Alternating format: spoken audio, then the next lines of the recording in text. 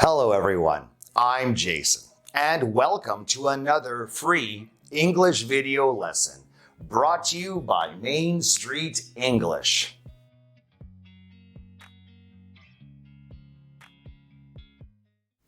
If you're learning English as a second language, you might have already come across the concept of moods in English grammar. Moods are one of the important aspects of English grammar that can help you to convey different emotions and attitudes in your sentences. In English, there are mainly three moods: the indicative, the subjunctive, and the imperative mood. Each of these moods has its own unique features and usage, and it's important to understand how they work in order to express yourself accurately in English. In this video, we will focus on the first mood, the indicative mood. The indicative mood is used to make statements or ask questions that are based on fact or reality. We use the indicative mood when we want to express certainty or convey information that is known or assumed to be true.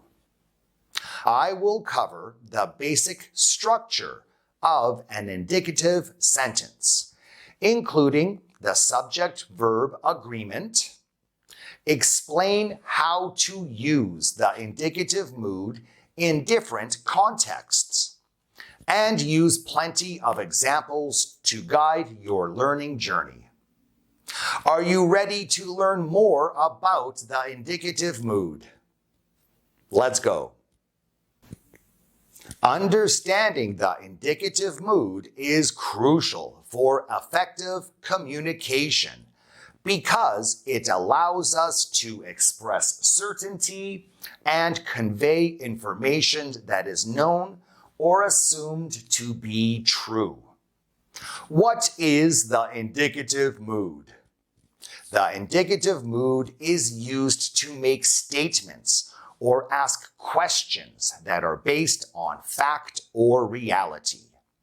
It is the most commonly used mood in English and is used to express certainty or convey information that is known or assumed to be true. The indicative mood can be used to describe present, past, and future events.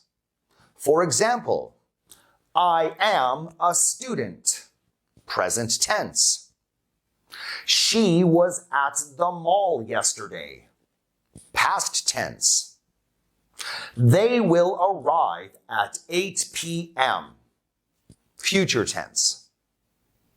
The indicative mood is formed by using the base form of the verb for most verbs in the present tense, adding s or es for third person singular, he, she, it, using the past form of the verb for the past tense, and adding auxiliary verbs for future tense.